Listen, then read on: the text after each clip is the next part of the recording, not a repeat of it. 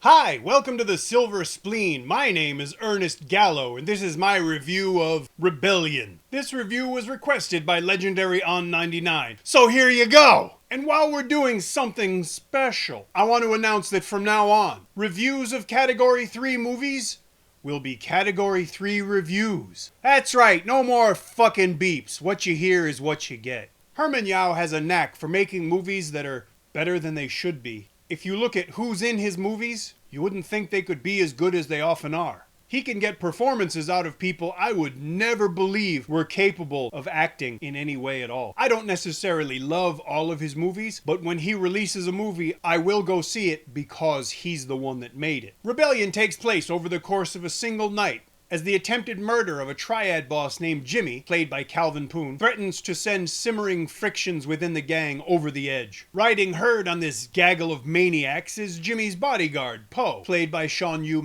He's been chosen as the interim leader by Jimmy's wife. Her choice of Po as leader angers Blackie, Jimmy's number 2 man, who justifiably feels that as the number 2 guy, he should have gotten the nod for leadership. In the beginning of the film, Shawn Yue's character, Po, is extremely drunk. Now, I don't know how they did it, but Shawn Yue actually has a red face. He actually has what they call the Asian flush. The best part of this movie for me is the supporting cast. The rival leaders, played by Paul Wong, Jun Kung, Conroy Chan, and Anson Leung, are chronically entertaining. Each of them has something to make them unique, whether it's dress sense, tone of voice, or hobbies. They're the kind of characters that prequels are made for. Rebellion will remind you of the older Hong Kong gangster movies, and in that vein, I really wish that they would go back and make a spin-off movie for each one of these guys, because they wouldn't be great movies, but they'd be great fun to watch. Now, don't get me wrong, not everything about this movie is perfect. The worst part of the film is the romantic subplot, which is very forced and stilted and lifeless. It doesn't convince me. The only reason it makes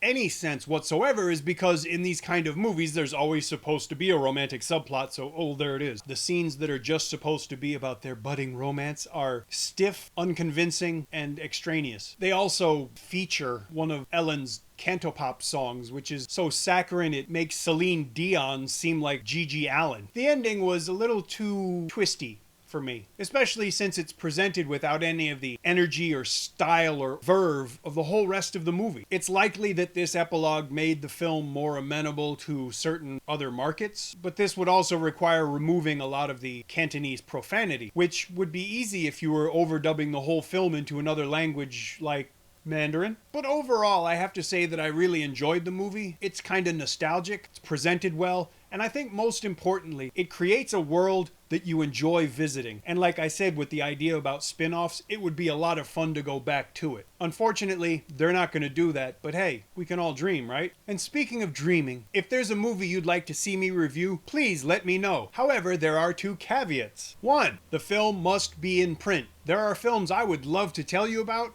but they're not in print, and I just don't want to encourage downloading, so I won't do it. 2, I reserve the right to not watch certain movies. There are things that I know I don't like and I don't want to watch, and so I'm just not going to do it. Speaking of suggestions, I suggest that you follow me on Twitter and on Facebook, because if you do, you'll get to see a lot of updates first, not just reviews. Sometimes if I'm walking down the street, I'll see a place that was in a movie and I'll take a picture and I'll put it up. Or sometimes if I'm at a movie premiere and I meet someone famous and I'll take a picture with them and I put that up. But if you follow me that way, you'll get to find out about that stuff sooner, because it doesn't always make it into these reviews.